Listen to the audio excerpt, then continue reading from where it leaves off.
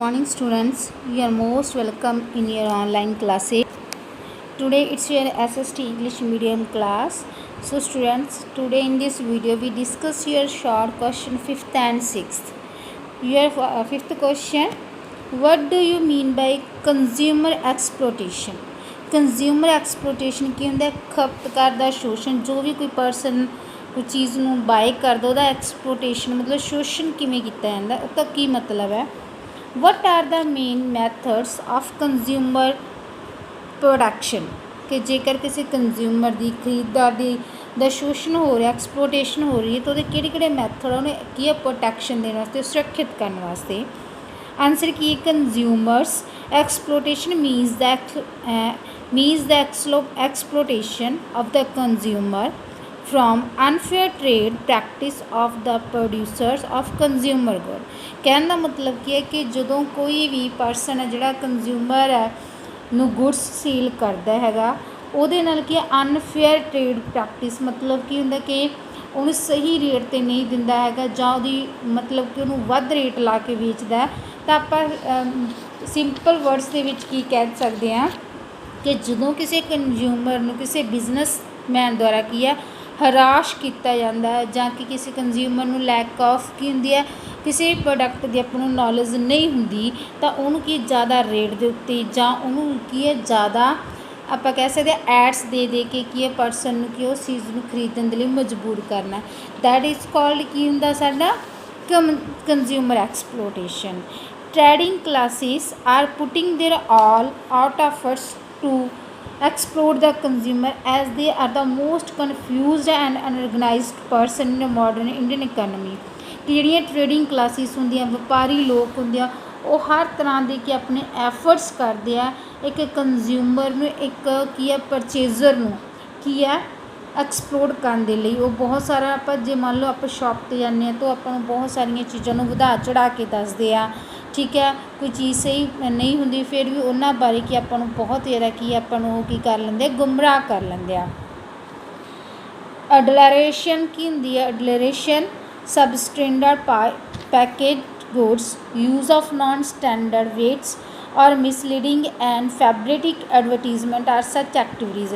मतलब की है कि एक एडलरेशन की गुड क्वालिटी के चीज़ ना होनी, कोई पैकिंग वधिया ना होनी, नॉन स्टैंडिंग है मिसलीडिंग जड़ियाँ की है ज़्यादा तो ज़्यादा की है एड्स नू दिखा के की है कंज्यूमर नू एक्सप्लोर किया जाता है कि ताकि कंज्यूमर की उस चीज़ को खरीदने के लिए तैयार हो जाए।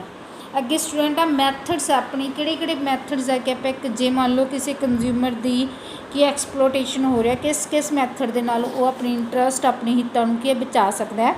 फस्ट है जी इसेंशियल कमोडिटीज़ एक्ट 1955 कि इसेंशियल कमोडिटीज़ एक्ट बनया 1955 वो प्रोटेक्ट करता है।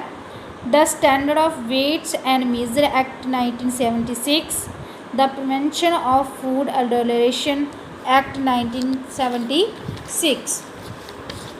उसके अलावा the monopolies of destruction trade practice act 1969, the prevention of black marketing and maintenance of supply of essential commodity act 1980। so student next in order to reduce the grievances of the consumer readiness and the grievances की होंगी है कि भी जोड़ा consumer है without any fear of punishment तो कि अपनी कंप्लेंट कर सकता है, कि कंप्लेंट कर सकता है फॉर देयर अर्ली डिस्पोजल कि अपनी होनी कंज्यूमर डिस्प्यूट्स रिड्रेशनल फॉर्म्स जी बनी हुई है कंज्यूमर डिस्प्यूट्स की है रिड्रेशनल फॉर्म जी को जाके कि वो अपनी without any punishment without any fear complaint कर सकता है। ये हर अपने डिस्ट्रिक्ट स्टेट ते नैशनल लैवल ते की बनिया हुई ने। उस तो इलावा की consumer protection councils have also been establish to protect the interest of the consumer. इस तो इलावा कि साड़ियाँ प्रोटैक्शन कौंसल्स बनिया हुई ने जिथे कि कंज्यूमर है कि कंप्लेंट कर सकता है। उस तो इलावा कि कंज्यूमर नू एजुकेशन दी जानी चाहिए है। कंज्यूमर ऑर्गेनाइजेशनस भी एक वधिया रोल प्ले कर दिया गया। नैक्सट क्वेश्चन है what do you mean by public distribution system. Public distribution system की हुंदा है? Explain the present position of public distribution system in India. So student पहला आप की करेंगे पब्लिक डिस्ट्रीब्यूशन हुंदा की है।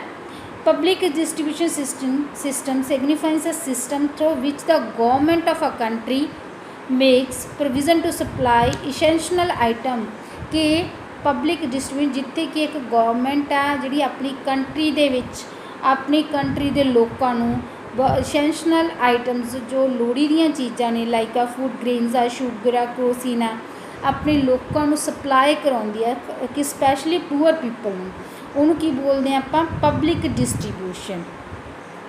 ये कहते in fixed quantity at controlled price कि जिन्होंने एक फिक्स क्वांटिटी के कंट्रोल प्राइस भी की है कंट्रोल होंगे आ तो उन्होंने की है थ्रू फेयर प्राइस शॉप्स के आप की सेल करते हैं।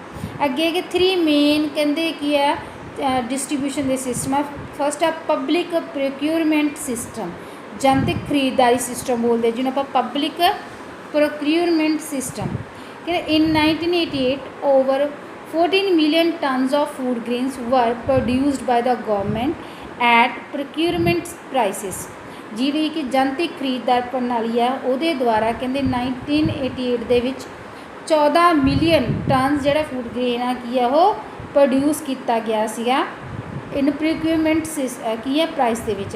इन 2006 this figure rose to 26.4 million tons के जी 2006 की है 26.4 मिलियन टनस हो गई सी। अगे जी बफर स्टॉक की होंगे रिजर्व समान के अपनी गवर्नमेंट के कोल रिजर्व समान होना चाहिए जो आप रिजर्व करके रखते हैं। Black marketing in the food grains can be checked कि जी ब्लैक मार्केटिंग होंगी आ वो कि चैक की जा सकती है। If the government has buffer stock of food grains and adequate storage facilities जेकर कहते गवर्नमेंट के कोल की आ बफर स्टॉक के लिए फूड ग्रेन्स आ एडिक्वेट स्टोरेज फैसिलिटीज़ ने ताकि ब्लैक मार्केट में भी चैक कर सकती है। In India we have many warehouses in the public sector warehouses की होंगे जोड़े गोदाम जिते चीज़ों आप स्टोर करके रखते हैं कि इंडिया के है important among them are the warehouses of food corporation of India. The corporation has got its warehouses throughout India. It store agriculture goods and release stock under public distribution system तो जिदे की है agriculture goods है जैसे public distribution related जो भी अपन goods ने उत्ते की उन्होंने स्टोर करके रखा जाता है। अगे फेयर प्राइस शॉप्स सही मुल दी दुकाना। The system of public distribution in India operates fairly successful through a network of fair price shops selling food grains sugar kerosene and soft coke कि जी फेयर प्राइस शॉप्स आ उन्होंने through जी साड़ी गवर्नमेंट आ लोगों की है फूड ग्रेन्स शुगर की सेल करती है। We are having around 4.37 lakh fair price shops कि साड़ियाँ जी इंडिया की है 4.37 लैक्स फेयर शॉप्स है। इन 1988 23 million tons of food grains and in 2016 2006 26.8 million tons of food grains were distributed through these fair price shops के 1988 के 23 मिलियन टन्स फूड ग्रेन्स तो 2006 के 26.8 million जोड़ा टन्स फूड ग्रेन आ जो लोगों की है इन्होंने फेयर शॉप के द्वारा की है डिस्ट्रीब्यूट किया गया।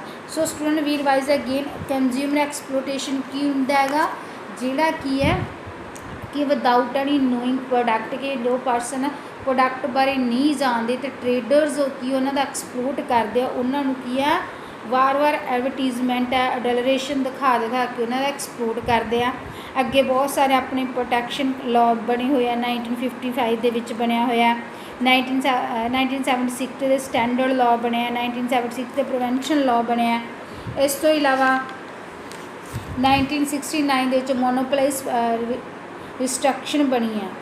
ठीक है अगे की पब्लिक डिस्ट्रीब्यूशन की होंगे पब्लिक डिस्ट्रीब्यूशन की जिथे गवर्नमेंट अपनी कंट्री के लोगों कि एसेंशियल गुड्स नू प्रोवाइड करवाती है तो किहड़े तरीके होंगे पब्लिक डिस्ट्रीब्यूशन के public procurement system buffer stock होंगे तो fair price shops. So students you revise 2 question also and learn also in next video discuss next question. So in this video thanks have a nice day.